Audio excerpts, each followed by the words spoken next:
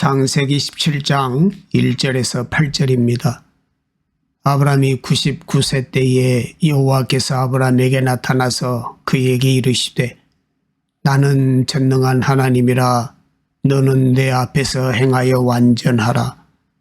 내가 내 언약을 나와 너 사이에 두어 너를 크게 번성하게 하리라 하시니 아브라함이 엎드렸더니 하나님이 또 그에게 말씀하여 이르시되 보라 내 언약이 너와 함께 있으니 너는 여러 민족의 아버지가 될지라. 이제 후로는 내 이름을 아브라함이라 하지 아니하고 아브라함이라 하리니 이는 내가 너를 여러 민족의 아버지가 되게 함이니라. 내가 너로 심히 번성하게 하리니 내가 내게서 민족들이 나게 하며 왕들이 내게로부터 나오리라.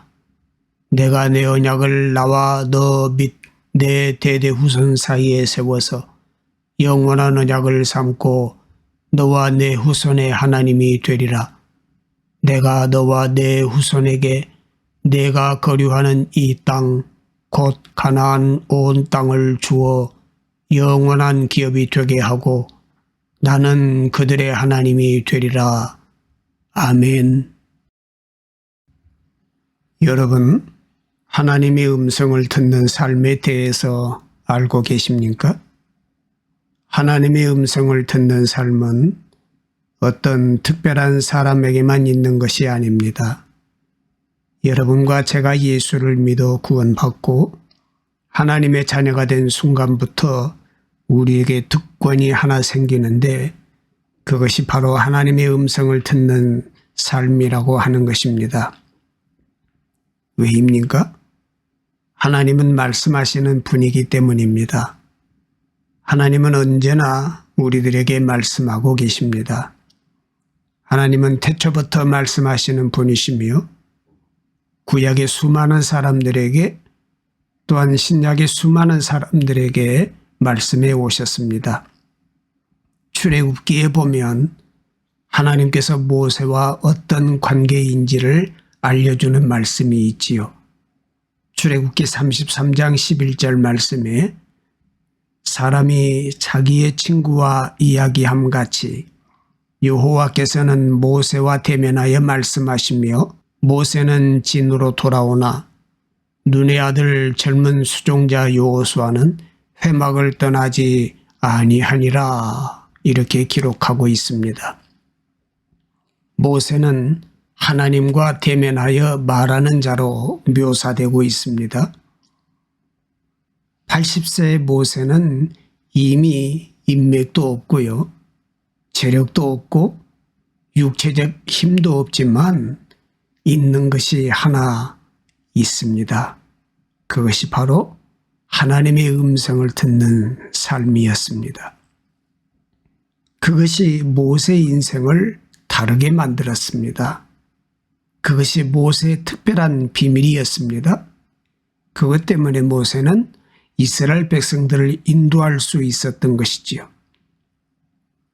또 사도행전을 보면 하나님은 사도 바울에게 나타나셔서 말씀하십니다.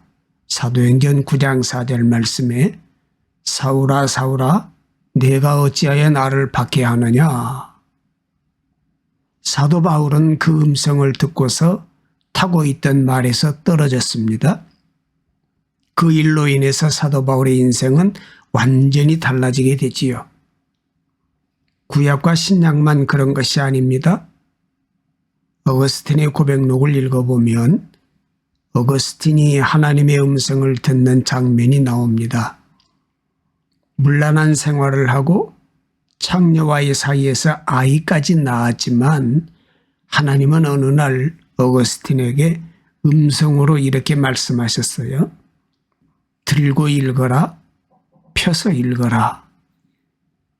어거스틴이 그 음성을 듣고서 하나님이 말씀하시는 곳을 보았더니 그곳에 성경이 있었습니다. 성경을 펴서 읽으니 로마서 13장이었습니다. 로마서 13장 13절 14절 말씀에 기록되기를 낮에와 같이 단정히 행하고 방탕하거나 술 취하지 말며 음란하거나 호색하지 말며 다투거나 시기하지 말고 오직 주 예수 그리스도로 옷 입고 정욕을 위하여 육신의 일을 도모하지 말라 하는 말씀이에요. 어거스틴은 이 말씀 때문에 인생이 뒤집어졌습니다. 어디 어거스틴 뿐이겠습니까? 우리 시대에도 수많은 사람들이 하나님의 말씀을 듣고 있습니다. 그리고 사람들이 하나님의 음성을 들었을 때 그들의 인생을 바꾸었습니다. 하나님의 음성을 듣는 삶은 우리 신앙의 가장 중심에 있는 것이라고 할 수 있습니다. 이것이 어떤 특별한 사람의 이야기가 아니라 하나님의 사람들인 여러분 모두가 해당되는 말씀입니다. 사랑하는 여러분, 여러분은 하나님의 음성을 듣는 삶을 살고 계십니까? 세 가지 메시지를 나누려고 하는데 첫 번째는 인생의 암흑기에 대한 말씀을 나누려고 합니다. 사람마다 인생의 암흑기가 있지요. 여러분은 어떠십니까? 여러분 인생의 가장 큰 암흑기는 언제였습니까? 어떤 문제가 일어났을 때입니까? 실패를 경험할 때입니까? 아니면 경제적인 문제가 일어났을 때입니까? 자녀와의 문제인가요? 부부간의 문제가 일어났을 때인가요? 무엇이 나의 인생에서 가장 깊은 암흑기였습니까? 여러분, 물질이 나의 암흑기를 만들었다. 부부관계가 만들었다. 건강이 암흑기를 만들었다. 세상 사람들이 하는 얘기잖아요. 여러분과 저는 무엇이 나의 암흑기인지를 모르면 우리는 어떻게 빛으로 나아갈 수가 있겠습니까? 오늘 성경도 바로 그 이야기를 우리에게 해주고 있습니다. 아브라함의 암흑기에 대한 것입니다. 1절 말씀에 아브라함이 99세 때에 여호와께서 아브라함에게 나타나서 그에게 이르시되 나는 전능한 하나님이라 너는 내 앞에서 행하여 완전하라 이렇게 말씀하시지요. 하나님께서 왜 아브라함에게 나타나셔서 이런 말씀을 하십니까? 아브라함이 99세 때에 라는 말씀을 먼저 살펴보아야 합니다. 왜입니까? 창세기 16장 마지막 절에 보면 하갈이 아브라함에게 이스마엘을 낳았을 때에 아브라함이 86세였더라 이렇게 기록하고 있기 때문입니다. 무슨 소리인가요? 무려 13년 동안이나 하나님은 아브라함에게 나타나지 않으셨던 것입니다. 무려 13년 동안 하나님이 믿음의 조상인 아브라함에게 어떤 말씀도 없었고 어떤 역사도 없었고 어떤 일도 일어나지 않았습니다. 그래서 성경의 기록이 16장에서 17장이 끊어져 있어요. 왜 이렇게 되었습니까? 창세기 16장 2절 말씀에 보면 사레가 아브라함에게 이르되 여호와께서 내 출산을 허락하지 아니하셨으니 원하건대 내 여종에게 들어가라. 내가 혹 그로 말미암아 자녀를 얻을까 하노라 하매 아브라함이 사레의 말을 들으니라 이렇게 기록했습니다.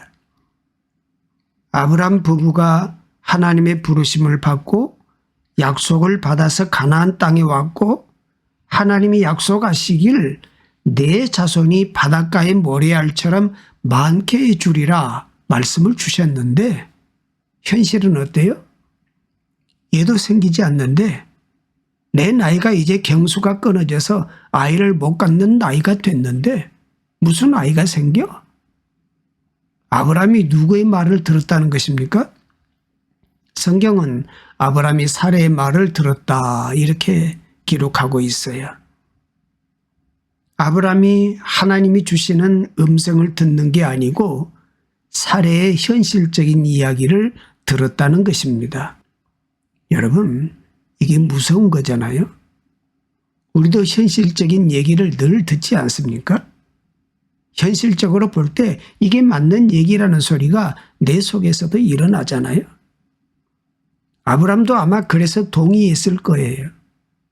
자기가 생각해 봐도 이거는 있을 수가 없는 얘기잖아요. 늙은 아내에게서 어떻게 애를 얻어요? 그러니까 아브람이 사라의 말을 들었다는 거잖아요. 그런데 여러분, 그로 말미암아 어떤 일이 일어났다는 거지요? 암흑기가 시작되었다는 겁니다. 무려 13년 동안이나 하나님은 아브람에게 나타나지 않으셨습니다. 13년의 암흑기가 있었던 것입니다.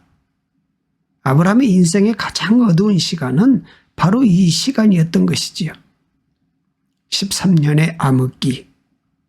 하나님이 찾아오시지도 않고 말씀하시지도 않고 음성을 주지도 않고 나를 감동하시지도 않고 인도하지도 않는 그런 시간이 13년의 시간이 있었다고 성경이 이야기하고 있는 거예요.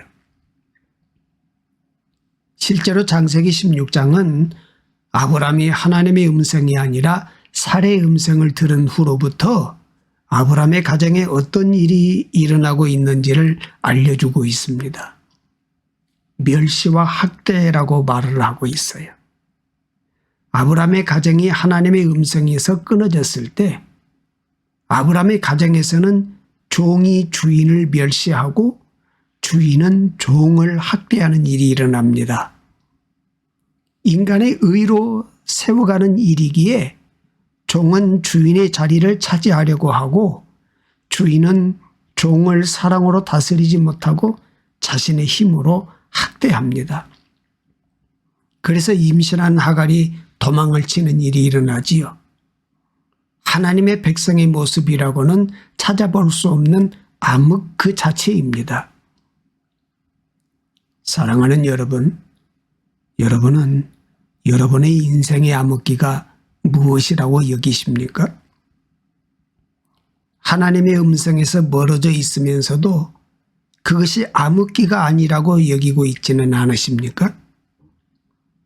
내가 물질 문제가 암흑이고 남편과의 관계가 암흑이고 성도와의 관계가 암흑이고 무슨 어떤 사건이 일어난 게 내 암흑기다라고 생각하시기 이전에 내가 하나님의 음성을 듣는 삶이 내가 정말 하나님의 감동을 받는 시간들이 하나님의 이끄심을 경험하는 시간들이 있었는가 한번 돌아보시면서 무엇이 나의 진짜 암흑기인가를 돌아보시는 은혜가 되시기를 바랍니다. 두 번째는 하나님의 음성을 듣는 삶입니다. 13년의 암흑기를 보내는 아브람에게 하나님께서 찾아오셨어요. 그리고 아브람에게 말씀해 주십니다. 아브람에게 하나님의 음성을 듣는 삶이 다시 시작된 것입니다. 그래서 하나님은 아브람에게 이런 음성을 주시지요. 17장 4절 5절입니다. 보라, 내 언약이 너와 함께 있으니 너는 여러 민족의 아버지가 될지라. 이제후로는 내 이름을 아브람이라 하지 아니하고 아브라함이라 하리니 이는 내가 너를 여러 민족의 아버지가 되게 함이니라. 이렇게 말씀하십니다. 하나님은 왜 이런 음성을 주십니까? 여러분, 왜 음성이라는 독특한 단어를 사용합니까? 왜 하나님의 말씀을 듣는 삶이 아니라 하나님의 음성을 듣는 삶이라고 할까요? 음성이라는 것은 살아있는, 살아 역사하는 이러한 의미가 들어있기 때문입니다. 히브리서도 바로 그 말씀을 해주고 계시지요. 히브리서 4장 12절에 하나님의 말씀은 살아있고 활력이 있어 좌우의 날선 어떤 검보다도 예리하여 혼과 영과 및 관절과 골수를 찔러 쪼개기까지 하며 또 마음의 생각과 뜻을 판단하나니 그랬습니다. 마태복음 3장도 세례 요한을 통해서 바로 그 이야기를 하고 있어요. 세례 요한은 이사야의 예언처럼 주의 길을 예비하는 자로 소개되고 있습니다.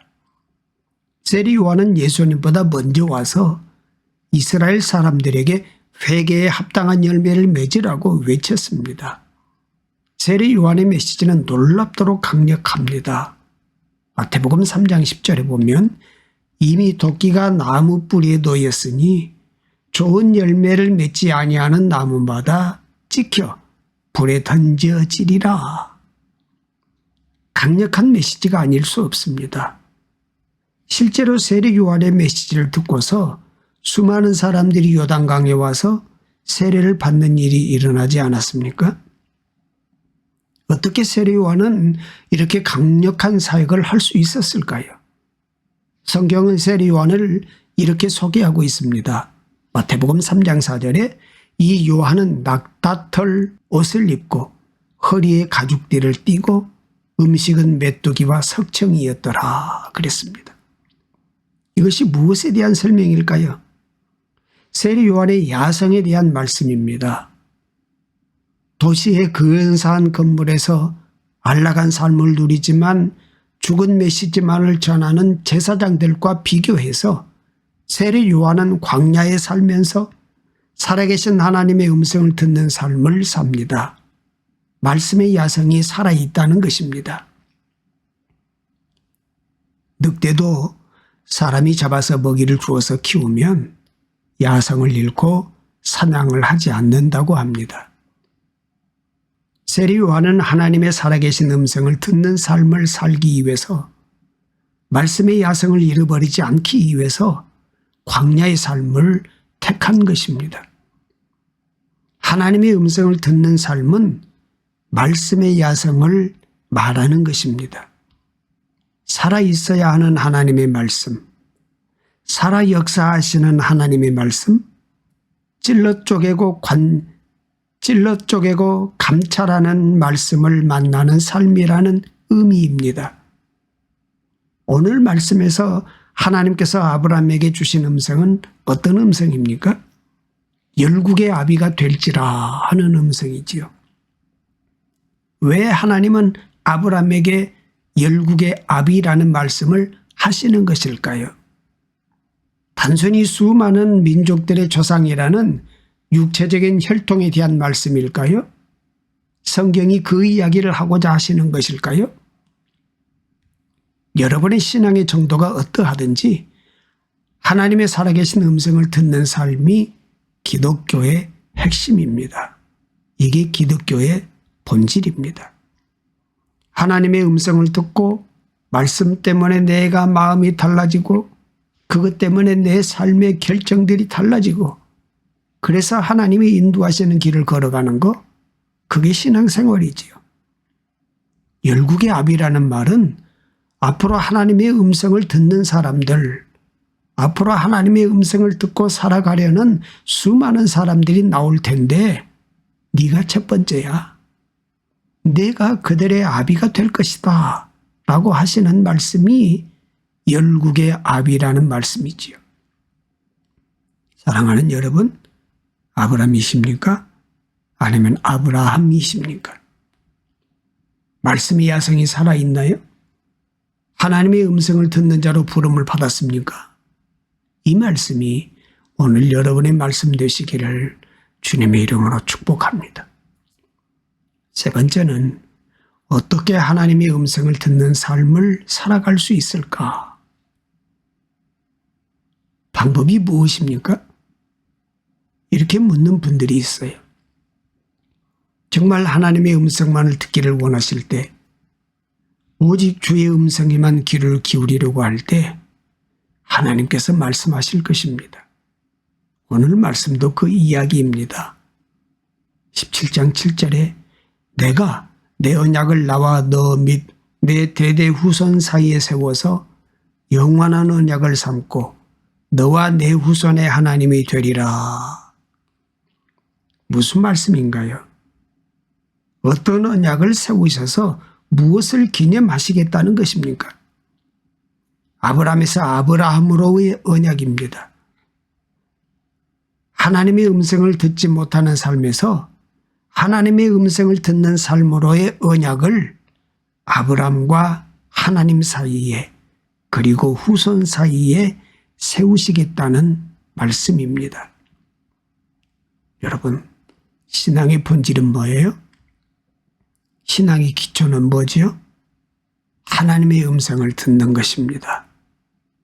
어떤 특별한 사람의 이야기가 아니라 모든 사람에게 주시는 말씀입니다. 하나님의 음성 들으면 나쁜 짓 못하지요. 하나님 음성 들으면 헛된 생각 할 수가 없어요. 하나님의 마음을 느끼잖아요. 그러면 여러분 잘못된 행실을 하기가 참 어려워요.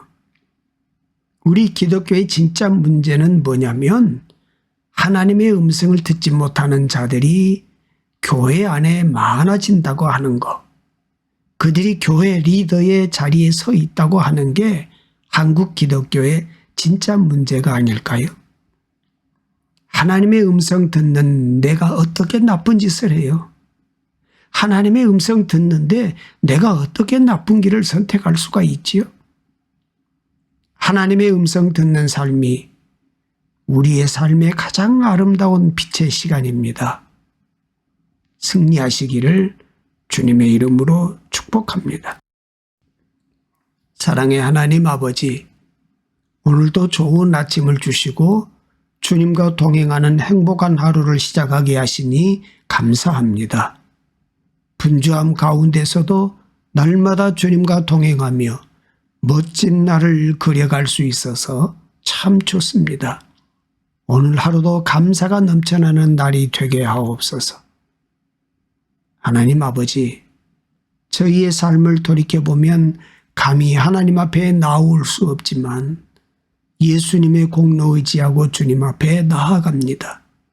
저희의 죄와 허물을 용서하여 주시고 하나님의 영광을 위해서 살 수 있는 성령의 능력을 허락하여 주옵소서. 아버지 하나님, 몸이 약한 사람들, 실직한 분들, 고난과 어려움을 당하고 있는 이웃들을 주님께서 보호하시고 그들의 아픔을 위로해 주시고 새롭게 다시 출발할 수 있도록 용기와 지혜와 환경을 허락하여 주옵소서. 주의 택한 그릇이 되기 이외 우리의 마음이 언제나 주님의 보혈이 흐르는 십자가 아래에 있게 하시고 오직 십자가 외에는 자랑하지 않게 하시며 세상의 유혹에 흔들리지 않고 주의 음성을 듣는 믿음의 사람이 되게 하옵소서. 모든 말씀 예수님의 이름으로 기도드립니다. 아멘.